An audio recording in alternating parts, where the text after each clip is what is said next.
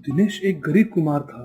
वह पहाड़ों के एक छोटे से गांव में लोगों के लिए मिट्टी के बर्तन बनाने का काम किया करता था।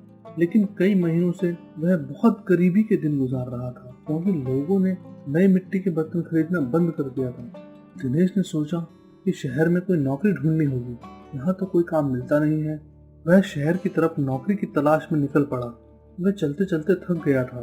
वह जाकर एक चीकू के पेड़ के नीचे बैठ गया। अपनी बदकिस्मती पर उसकी आंखों से आंसू गिरने लगे। उसके आंसू की कुछ बूंदें पेड़ की जड़ों में जाकर गिर पड़ी। अचानक पेड़ की जादुई आवाज आई, कोई है जो मुझे एक बूंद पानी पिला सकता है। किसी के खांसने की आवाज आई। उसने उठकर इधर उधर देखा, कोई दिखाई नहीं पड़ा। वह झट से गया और पास में बहने वाली नदी से पानी लेकर आया और पेड़ की जड़ों में डाल दिया। जड़ में पानी पहुंचते ही, तुमने मुझे पानी पिलाकर मेरी जान बचाई है, मैं तुमसे बहुत खुश हूँ। इस पेड़ के नीचे एक गड्ढा है, उसमें कुछ चीकू के बीज हैं, उन्हें अपने साथ ले जाओ और अपने आंगन में लगा दो। वह तुम्हें वो सब कुछ देंगे जो तुम्हें चाहिए, लेकिन आज के बाद कभी आंसू मत बहाना। दिनेश ने जाकर देखा तो पेड़ के नीचे सचमुच गड्ढे में कुछ बीज थे। उसने उन्हें उठा लिया।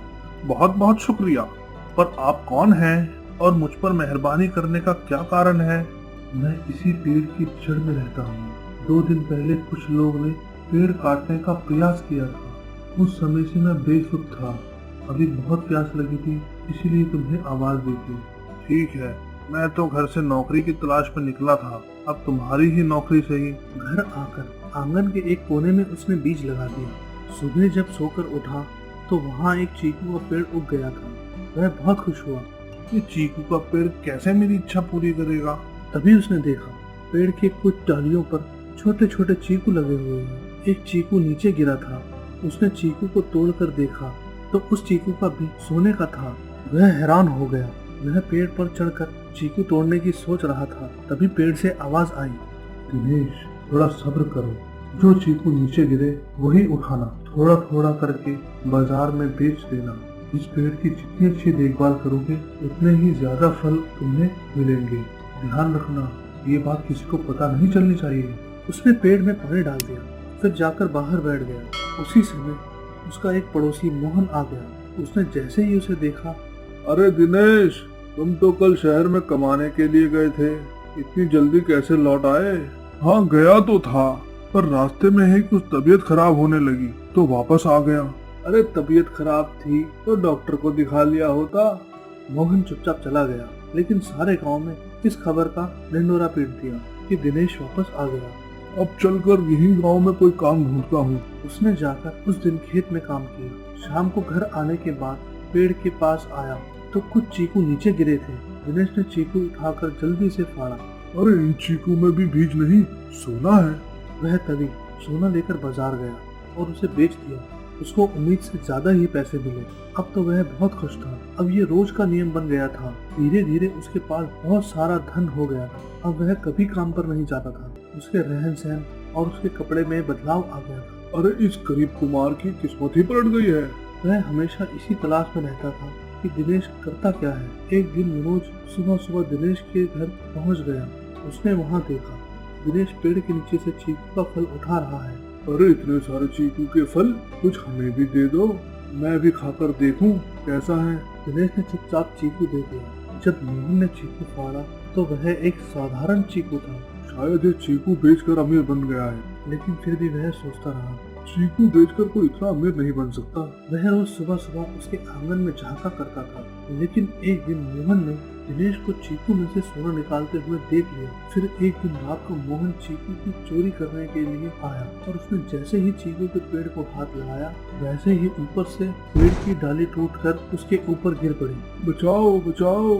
लेकिन उसकी आवाज किसी ने नहीं सुनी। वह सुबह तक वहीं बेहोश पड़ा रहा। जब दिनेश सुबह उठकर आंगन में गया तो मोहन को इस हालत में देखकर, अरे तुम यहाँ कैसे आए? क्या हुआ तुम्हें? अरे भाई मुझे बचा लो, पहले इस झंझट से छुटकारा दिलाओ।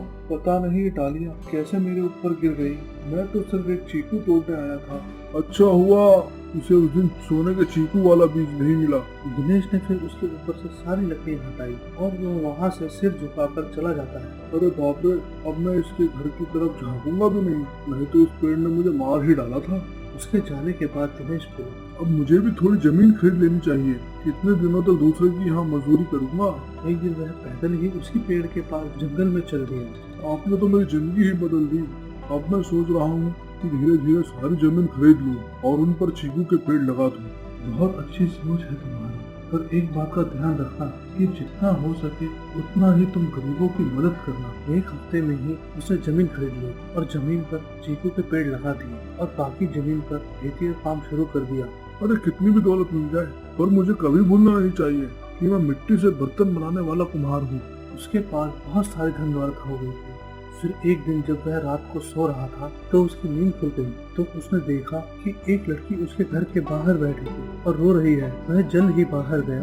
कौन हो तुम और रो क्यों रही हो? रो नहीं तो क्या करूं?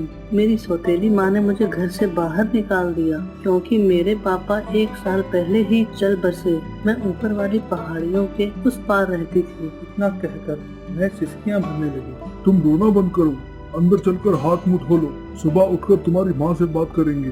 क्या नाम है तुम्हारा? मेरा नाम चंचल है, लेकिन अब अपने घर नहीं जाना चाहती। अच्छा पहले चलो तो कल सुबह मुखिया जी से बात का फैसला करेंगे। चंचल चुपचाप उसके पीछे पीछे चली जाती है। सुबह ही दिनेश गांव के मुखिया जी के पास जाकर मुखिया जी को चंचल के बारे में सब कुछ बताता है। ठीक है, उसको लेकर आओ, मैं उससे मालूम करूंगा। दिनेश घर आकर चंचल चलो, मुखिया जी के पास जाना है।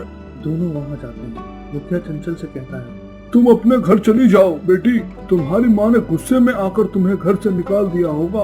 मेरी माँ ने कहा है अगर मैं घर लौट कर गई तो मेरी माँ मुझे जान से मार कर मुझे जंगल में चीकू के पेड़ के नीचे दफना देगी।